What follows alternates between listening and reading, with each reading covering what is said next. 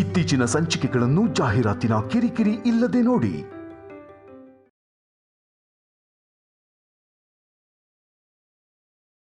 ಕಲ್ಯಾಣಿಗಾಗಿರೋ ಗಾಯಕ್ಕೂ ನಿನ್ ಕಣ್ಣಿಗೆ ಬಿದ್ದಿರೋ ಕಾರಕ್ಕೂ ವ್ಯತ್ಯಾಸ ಇಲ್ವಾ? ಸುಟ್ಟಿರೋ ಗಾಯ ವಾಸಿ ಆಗೋವರೆಗೂ ಹುಷಾರಾಗಿ ನೋಡ್ಕೊಳ್ದೇ ಇದ್ರೆ ತೊಂದರೆ ಆಗುತ್ತಲ್ವಾ? ಅದಕ್ಕೆ ಮಹಾ ಅಂದ್ರೆ ಏನು ಆಗತ್ತೆ? ಕಾಲ್ ತೆಗಿತಾರೆ ಅಷ್ಟೇ ತಾನೆ, ಏನ್ ಸಾಯಲ್ಲ ಬಿಡು. ಅಮ್ಮ,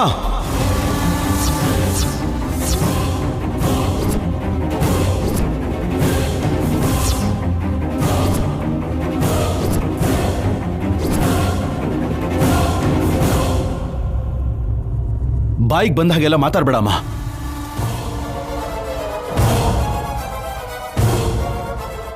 ಕಲ್ಯಾಣಿ ಹಾಗೆಲ್ಲ ಕೆಂಡಿದ ಮೇಲೆ ಯಾರಿಗೋಸ್ಕರ ನಡೆದಿದ್ದು? ತನಗೋಸ್ಕರ ಅಲ್ಲ, ನನ್ನ ಮಗುಗೋಸ್ಕರನಮ್ಮ.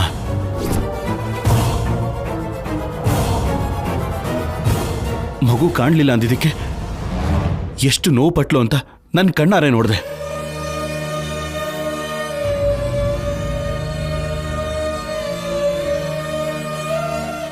ಕಲ್ಯಾಣಿ ತನ್ನ ಸ್ವಾರ್ಥಕ್ಕೋಸ್ಕರ ನನ್ನ ಮಗು ಅಲ್ವಲ್ಲ ಅಂತ ಸೈಲೆಂಟಾಗಿ ಇರಲಿಲ್ಲ ಅವಳು. ತನ್ನ ಮಗು ಅಲ್ಲದೆ ಇದ್ರೂ ಕೂಡ ತನ್ನ ಪ್ರಾಣಕ್ಕಿಂತ ಹೆಚ್ಚಾಗಿ ನೋಡ್ಕೊಂಡ್ಳು. ಅದು ಅವಳು ದೊಡ್ಡತನ.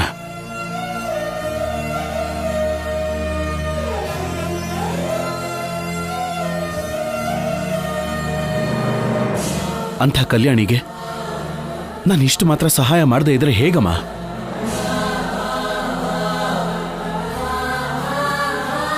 ನೀನ್ ಹೇಳಿದ್ಯಲ್ಲ ನಿನ್ ಬಗ್ಗೆ ಯೋಚನೆ ಮಾಡ್ತಿಲ್ಲ ಅಂತ. ನಿನ್ ಬಗ್ಗೆ ಯೋಚನೆ ಮಾಡೋದಕ್ಕೆ, ಹುಷಾರಾಗಿ ನೋಡ್ಕೊಳ್ಳೋದಕ್ಕೆ ಅಪ್ಪ ಇದ್ದಾರೆ. ಆದ್ರೆ ಕಲ್ಯಾಣಿಗೆ ಯಾರಿದ್ದಾರೆ? ನಾನೇ ಅಲ್ವಾ ಕಲ್ಯಾಣಿ ನೋಡ್ಕೋಬೇಕಾಗಿರೋದು.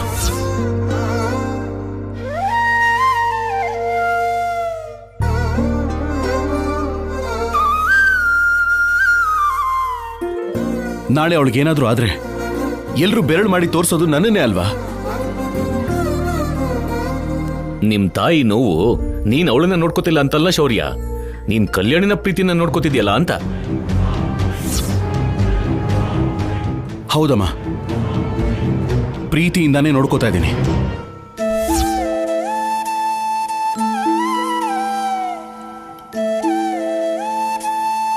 ಅವಳನ್ನ ಹಾಗೆ ನೋಡ್ಕೋತೀನಿ. ಬಲವಂತವಾಗಿ ತಾಳಿ ಕಟ್ಟಿದೆ. ಆ ಮನೆಗೆ ಹೋಗ್ಬೇಡ, ನಿನಗವ್ರ ಜೊತೆ ಯಾವ ಸಂಬಂಧನೂ ಇರಬಾರ್ದು ಅಂತ ಹೇಳಿದೆ.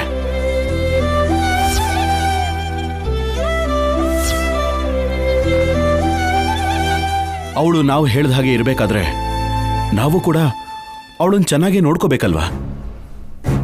ಹೆಂಡತಿನ ಹೇಗ್ ನೋಡ್ಕೋಬೇಕು ಅಂತ ನಿಮ್ ಮಗನ್ ನೋಡಿ ಕಲ್ತ್ಕೊಳ್ಳಿ. ನೀವು ಇದೀರಾ ಯಾಕೆ? ನಾನ್ ಏತಿ ಅಂದ್ರೆ ಪ್ರೀತಿ ಅಂತೀರಾ. ಇವಾಗ ನಾನೇನ್ ಮಾಡ್ದೆ? ಏನು ಮಾಡಿಲ್ಲ ಅಂತಾನೆ ನಾನು ಹೇಳ್ತಿರೋದು. ನನ್ನ ಕಣ್ಣು ಉರಿತಾ ಇದೆ, ನೀರ್ ತಗೊಂಡ್ ಬನ್ನಿ ಅಂದ್ರೆ ಸ್ವಲ್ಪನಾದ್ರೂ ತಗೊಂಡ್ ಬಂದ್ರಾ? ಇಲ್ಲ, ಸುಮ್ನೆ ಮಾತಾಡ್ತಾರೆ. ನನ್ನೇನ್ ಮಾಡು ಅಂತ್ಯಾ? ಮನೆಯಲ್ಲಿ ಒಂದೇ ಸಲ ನೀರ್ ಖಾಲಿಯಾಗಿ ಹೋಗಿತ್ತು, ಅದು ನನಗೂ ಅರ್ಥ ಆಗ್ತಾ ಇಲ್ಲ. ಕಾರಣ ಹೇಳ್ಬೇಡಿ, ಸಾಕ್ ನಿಲ್ಸಿ ನಿಮ್ ಪುರಾಣನ. ನನಗೀಗ್ಲೂ ಡೌಟೇ, ಯಾರು ಬೇಕು ಅಂತಾನೆ ನೀರ್ನ ಹೊರಗಡೆ ಚೆಲ್ಲಿದ್ದಾರೆ ಅಂತ. ಯಾರು ಅಂತ ನನ್ ಕಡೆ ಯಾಕೆ ನೋಡ್ಕೊಂಡ್ ಮಾತಾಡ್ತಿದ್ದೀರಾ? ನಮ್ಮನೇಲಿರೋ ನೀರ್ನ ನಾನ್ ಯಾಕೆ ಚೆಲ್ತೀನಿ? ಅದು ಆ ದೇವರಿಗೆ ಗೊತ್ತಾಗ್ಬೇಕು. ಎಲ್ಲ ನನ್ ಕರ್ಮ, ಎಲ್ರಿಗೂ ಅಸಡ್ಡೆ ಆಗೋಗಿದ್ದೀನಿ. ಅಮ್ಮ ಅಮ್ಮ,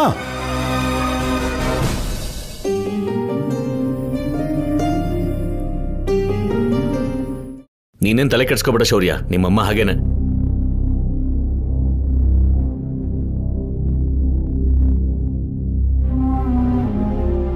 ಅನುಪಮ, ಏನಮ್ಮ? ಕಲ್ಯಾಣಿ ಕಾಲ್ಗೆ ಒದ್ದೆ ಬಟ್ಟೆ ಇಡಮ್ಮ. ಹಾಗೆ ಆಗ್ಲಮ್ಮ.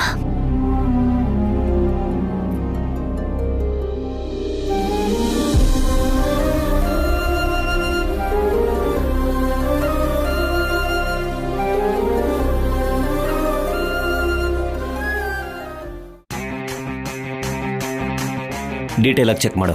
Okay sir. ಸಿದ್ದು ಸಂಪದ ಜಾತ್ರೆಯಲ್ಲಿ ಯಾವ್ದಾದ್ರು ಕ್ಯಾಮ್ರಾದಲ್ಲಿ ರೆಕಾರ್ಡ್ ಆಗಿರ್ತಾರೆ. Okay sir. ಅದನ್ನ ಝೂಮ್ ಮಾಡಿ. ಈ ಕ್ಯಾಮ್ ಸರ್? ಅದನ್ನೇ ಝೂಮ್ ಮಾಡು. Okay sir. ಆ ಕ್ಯಾಮ್ ಕೂಡ ಝೂಮ್ ಮಾಡು.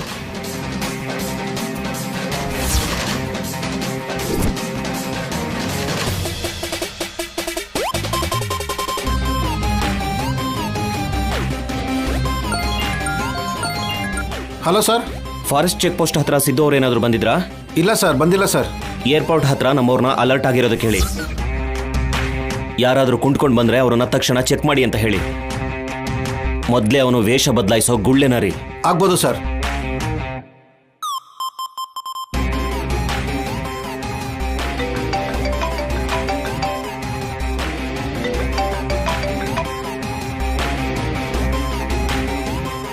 ಹೇಳು ವಾಸು. ಶೌರ್ಯ, ಸಿದ್ದು ಯಾವ ಚೆಕ್ ಪೋಸ್ಟ್ ಹತ್ರನೂ ಬಂದಿಲ್ಲ, ಏರ್ಪೋರ್ಟ್ಗೂ ಕೂಡ ಹೋಗಿಲ್ಲ, ಎಲ್ಲೋ ಇದ್ದಾನೆ. ಸಿದ್ದುಗೆ ಅವ್ರ ಮನೆಯಲ್ಲೇ ಶೂಟ್ ಮಾಡಿದ್ದೀನಿ. ಬುಲೆಟ್ ಸಿದ್ದು ಕಾಲಿಗೆ ತಾಕಿದೆ. ಸಡನ್ ಆಗಿ ಕಾಣಲೇ ಇಲ್ಲ. ಹಾಗೇನೆ ಅಷ್ಟು ದೂರ ಏನು ಹೋಗಿರೋದಿಲ್ಲ. ಅವನಿಗೆ ಕನ್ಫರ್ಮ್ ಆಗಿ ಟ್ರೀಟ್ಮೆಂಟ್ ಬೇಕೇ ಬೇಕು. ಈಗ ಯಾವ ಹಾಸ್ಪಿಟಲ್ಗೆ ಹೋದ್ರೂ ಸಿಕ್ಕಾಕೊಳ್ತೀನಿ ಅಂತ ಎಲ್ಲೋ ಪೇನ್ ಸಹಿಸ್ಕೊಂಡು ಹಾಗೆ ಇರ್ತಾನೆ. ಸೊ ನಾವು ಅವನನ್ನು ಹಿಡ್ಕೊಳ್ಳೋದಕ್ಕೆ ಇದೇ ರೈಟ್ ಟೈಮ್ ವಾಸು. ಸ್ವಲ್ಪ ಫೋಕಸ್ ಮಾಡಿ, ಸಿಗ್ತಾನೆ. ಸರಿ ಶೌರ್ಯ. ಕಲ್ಯಾಣಿಗೆ ಸ್ವಲ್ಪ ಹುಷಾರಾಗ್ತಿದ್ದ ಹಾಗೆ ನಾನೇ ಡೈರೆಕ್ಟ್ ಆಗಿ ಆಟ ಕೇಳಿತೀನಿ. ಓಕೆ ಶೌರ್ಯ, ನಾನು ನೋಡ್ಕೋತೀನಿ.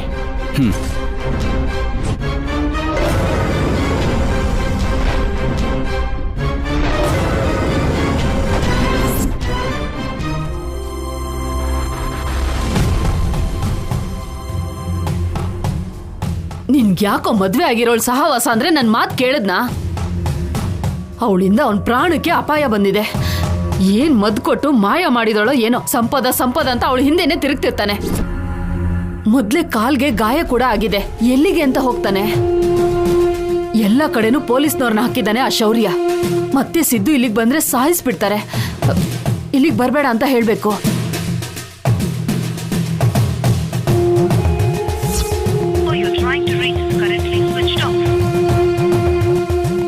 ಫೋನ್ ಕೂಡ ಸ್ವಿಚ್ ಆಫ್ ಅಂತ ಬರ್ತಿದ್ಯಲ್ಲ, ಇವಾಗ ಏನ್ ಮಾಡೋದು?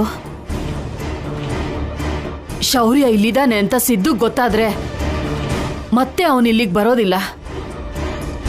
ಖಂಡಿತ ಯಾವ್ದೋ ಕಾಡ್ನಲ್ಲೋ ಯಾರಿಗೂ ಗೊತ್ತಿಲ್ಲದೆ ಇರೋ ಜಾಗದಲ್ಲೇ ಇರ್ತಾನೆ. ಹೋಗಿ ನೋಡ್ಬೋದಲ್ಲ.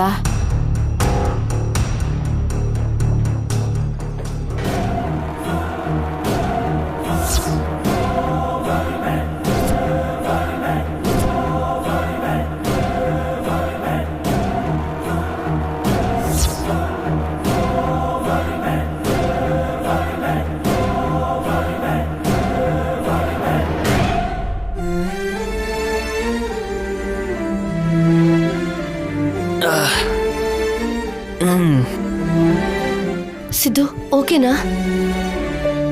ಓಕೆ. ಸಿದ್ದು, ನೀನ್ ದುಡ್ಡಿಲ್ಲ ಅಂತಿದ್ದ ಹಾಗೆ ನಂಗೆ ಎಷ್ಟು ಭಯ ಆಯ್ತು ಗೊತ್ತಾ? ಯಾಕೆ ಹಾಗೆ ಹೇಳ್ದೆ? ಆ ಸಿಚುವೇಶನ್ ಅಲ್ಲಿ ಯಾರಾದ್ರೂ ಜೋಕ್ ಮಾಡ್ತಾರಾ?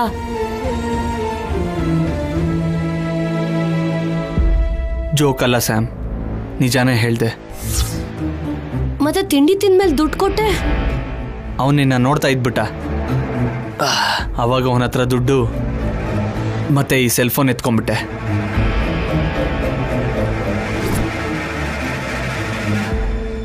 ಅಷ್ಟು ಕಡಿಮೆ ಟೈಮಲ್ಲಿ?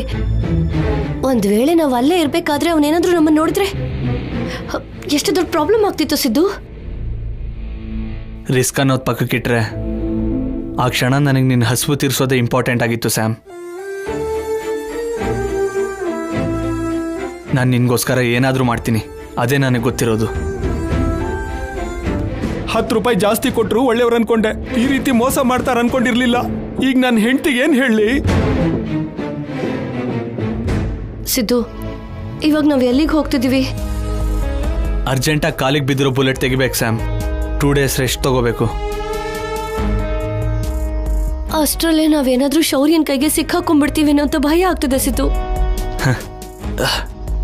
ನಾವಿವಾಗ ನಮ್ಮ ಊರಲ್ಲೋನೋ ನಮ್ಮ ಮನೇಲೋ ಇಲ್ಲ ಅಲ್ವಾ ಸ್ಯಾಮ್? ನಾವಿಲ್ಲೇ ಹತ್ತಿರದಲ್ಲಿ ನಮ್ಮ ಅಜ್ಜಿ ಮನೆಗೆ ಹೋಗ್ತಾ ಇದ್ದೀವಿ.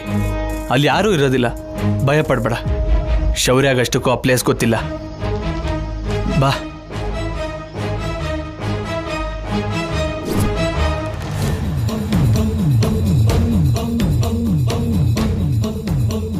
ಕಾಲ ಕೂಡ್ಬರೋದು ಅಂದ್ರೆ ಏನು ಅಂತ ಕಲ್ಯಾಣಿನ ನೋಡಿದ್ರೆ ಗೊತ್ತಾಗತ್ತೆ. ಯಾರು ಏನೇ ಮಾಡಿದ್ರು ಅದು ಅವಳಿಗೆ ಒಳ್ಳೇದೇ ಆಗತ್ತೆ. ನಾನು ಎಷ್ಟೇ ದೂರ ಮಾಡೋಕ್ ನೋಡಿದ್ರು ಶೌರ್ಯನ್ಗೆ ಹತ್ರ ಆಗ್ತಾನೆ ಇದ್ದಾಳೆ. ಅಮ್ಮನವರು ಕೂಡ ಅವಳ ಪರನೇ ಮಾತಾಡ್ಬಿಟ್ರು. ಇಲ್ಲ ಅಂದಿದ್ರೆ ಆ ಅಗ್ನಿ ಹೊಂಡದಲ್ಲಿ ಕಲ್ಯಾಣಿ ಸುಟ್ಟು ಹೋಗ್ತಿದ್ಲು. ಮಗುಗೋಸ್ಕರ ಕೆಂಡದ ಮೇಲೆ ನಡೆದು ಶೌರ್ಯನ ಕೈಯಲ್ಲಿ ಒಳ್ಳೆಯವಳು ಅನ್ನಿಸ್ಕೊಂಡ್ಬಿಟ್ಲು. ಹೀಗೆ ಮುಂದುವರಿತಾ ಇದ್ರೆ ಇನ್ನೊಂದು ಸ್ವಲ್ಪ ದಿನದಲ್ಲೇ ಅವಳು ನನ್ನನ್ನ ಈ ಮನೇಲಿ ಮೂಲೆ ಗುಂಪು ಮಾಡಿಬಿಡ್ತಾಳೆ. ಏನಾದ್ರೂ ಮಾಡಿ ಶೌರ್ಯ ಕಲ್ಯಾಣಿ ಇಬ್ರು ದೂರ ಆಗೋ ಹಾಗೆ ಮಾಡಬೇಕು.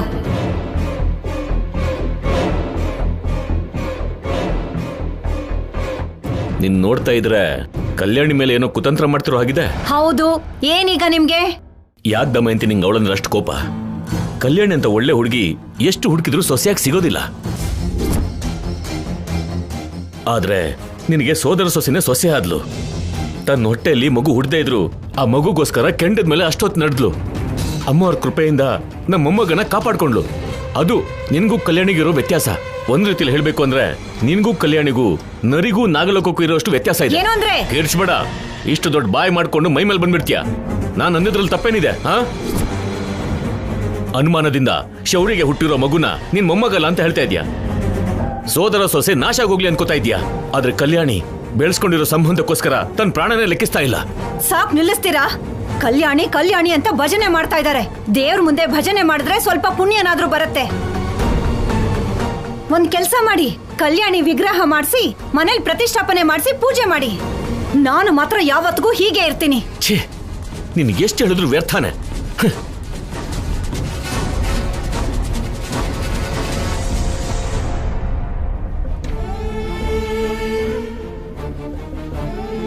ಇಷ್ಟು ದಿನ ಮಗು ಮೇಲೆ ಇಲ್ದಿರೋ ಪ್ರೀತಿ ಸಂಪದಂಗೆ ಇವಾಗ ಯಾಕೆ ಬಂತು? ಒಂದು ವೇಳೆ ಮಗುನ ನೆಪ ಆಗಿಟ್ಕೊಂಡು ದುಡ್ಡನ್ನ ಡಿಮ್ಯಾಂಡ್ ಮಾಡಬೇಕು ಅಂದ್ಕೊಂಡಿದ್ದಾರಾ? ಭಗವಂತ, ಮಗು ನನ್ನ ಪ್ರಾಣ ಆಗೋಗಿದ್ದಾನೆ. ಯಾವುದೇ ಪರಿಸ್ಥಿತಿಲೂ ನನ್ನ ಕಂದನ್ನು ದೂರ ಮಾಡಬೇಡ. ಇನ್ಮೇಲಿಂದ ಮಗುನ ಬಿಟ್ಟಿರೋದಿಲ್ಲ, ಯಾರಿಗೂ ಕೊಡೋದಿಲ್ಲ.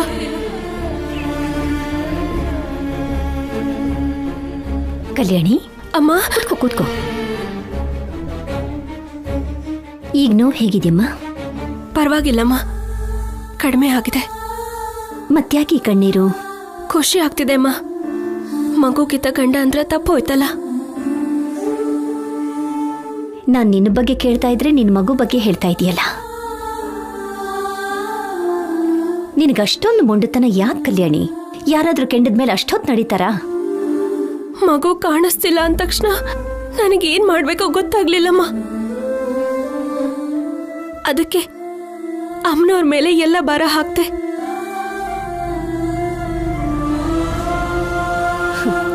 ನಿನ್ನ ನೋವನ್ನು ನಾನು ಅರ್ಥ ಮಾಡ್ಕೋಬಲ್ಲೆ ಕಲ್ಯಾಣಿ.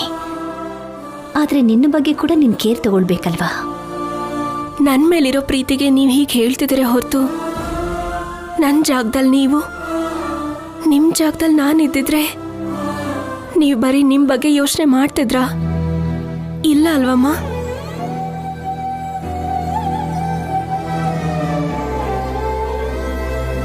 ನೀವು ನನ್ನ ಹೆತ್ತು ಬೆಳೆಸ್ಲಿಲ್ಲ, ಆದ್ರೆ ಪ್ರೀತಿನ ಹಂಚೋದ್ರಲ್ಲಿ ನಮ್ಮಮ್ಮನ್ನೇ ನೀವು ಮೀರ್ಸಿದ್ರಿ. ನನಗಾದ್ರೂ ಪ್ರಪಂಚ ಏನು ಅಂತ ಅರ್ಥ ಆಗುತ್ತೆ. ಆದ್ರೆ ಕಂದ ತಿಂಗಳು ಕೂಡ ತುಂಬದೇ ಇರೋ ಹಸುಗೋಸು.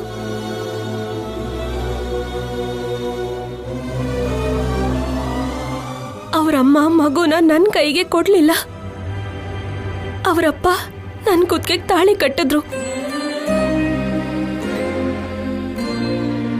ಮದ್ವೆ ಅನ್ನೋದು ದೇವರ ನಿರ್ಧಾರ ಅಂತಾರಲ್ಲ, ಕಂದನ ನನಗ್ ಮಗನಾಗಿ ವರ ಕೊಡೋದಕ್ಕೆ ಆಫೀಸರ್ ಜೊತೆ ನನ್ ಮದ್ವೆ ನಡೆಯೋ ಹಾಗೆ ಮಾಡ್ದ ಅನ್ಸುತ್ತೆ. ಎದೆ ಮೇಲೆ ಭಾರ ಆದ್ರೆ ಇಳಿಸ್ಬೇಕು ಅನ್ಕೋತೀವಿ, ಆದ್ರೆ ದೇವರು ಕೊಟ್ಟಿರೋ ವರನ ಹೇಗ್ ಬೇಡ ಅನ್ನೋದಮ್ಮ.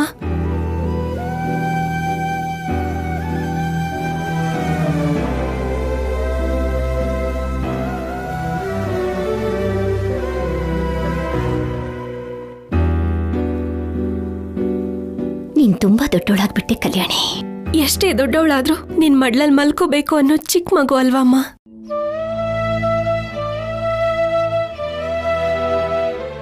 ಅಮ್ಮ, ಮಲ್ಕೊಂಡೇ ಇರೋದಕ್ಕೆ ನನ್ನಿಂದ ಆಗಲ್ಲಮ್ಮ. ನಡೆದಾಡೋಕೆ ಪ್ರಯತ್ನ ಮಾಡ್ತೀನಿ. ಹಾಗೆ ಮಾಡು.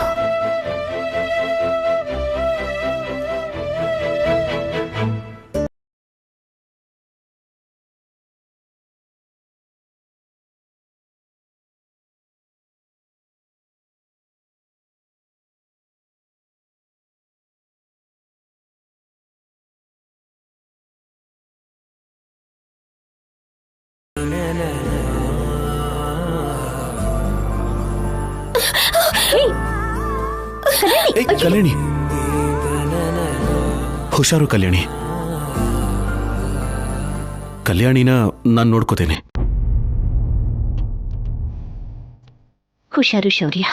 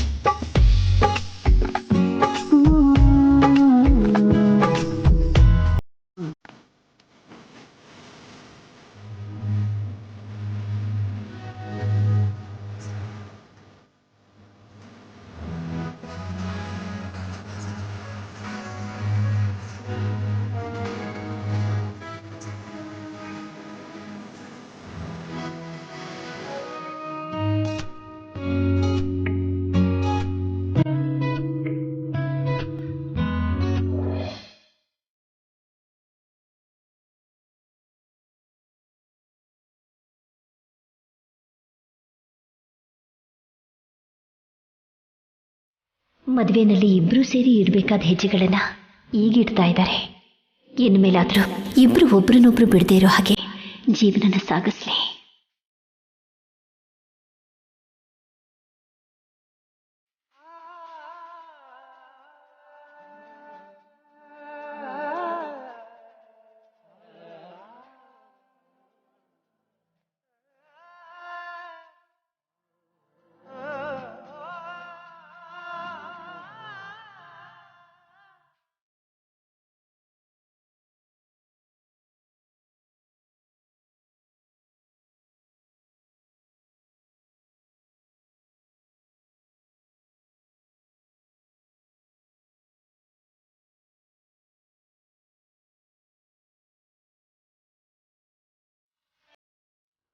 ಇನ್ನು ಸಾಕ್ಬಿಡು ಕಲ್ಯಾಣಿ.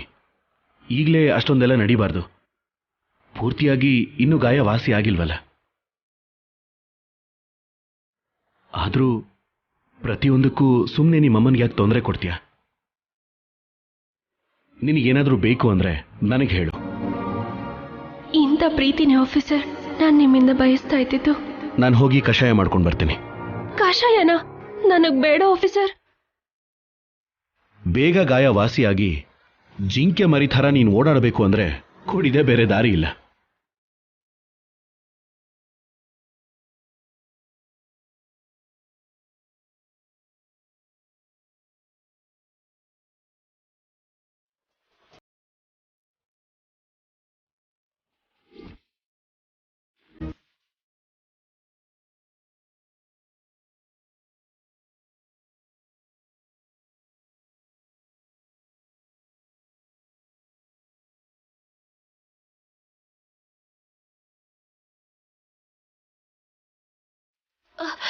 ಸಿದ್ದು,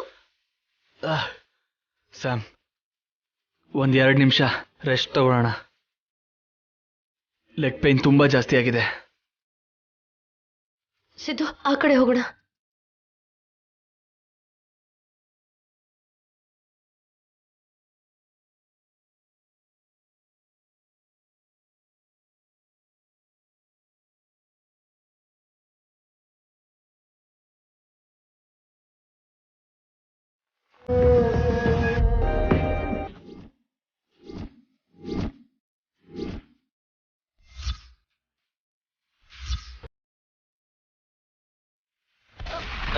ಸಿದ್ದು, ಸಿದ್ದು,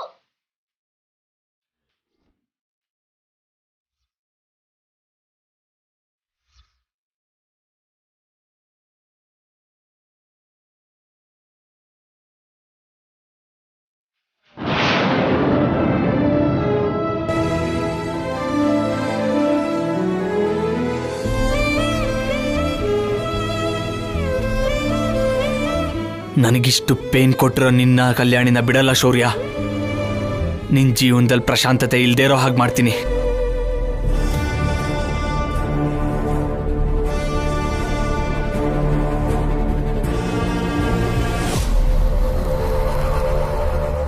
ಏನಾಯ್ತು ಸ್ಯಾಮ್? ನಾವು ಅವರಿಂದ ತಪ್ಪಿಸ್ಕೊಂಡ್ವಿ ಅಲ್ವಾ? ಮ್ಯಾಕ್ಸ್ 10 ಮಿನಿಟ್ಸಲ್ಲಿ ನಮ್ಮ ಹಳೆ ಮನೆಗೆ ಹೋಗ್ತೀವಿ. ಆ ಮನೇಲಿ ಯಾರೂ ಇರೋದಿಲ್ಲ. Don't worry. ಸ್ವಲ್ಪ ಪೇನ್ ಕಡಿಮೆ ಆದಮೇಲೆ ಏನು ಮಾಡಬೇಕು ಅಂತ ಯೋಚನೆ ಮಾಡೋಣ. ಶೌರ್ಯಾಗಿ ನಾವು ಸಿಗೋದಿಲ್ಲ ಬಿಡು. ಶೌರ್ಯನ್ ಕೈಗೆ ಸಿಕ್ಕಾಕೋತೀವಿ ಅಂತ ಭಯ ಅಲ್ಲ ಸಿದ್ದು. ಈ ಫೋನ್ ನೋಡು.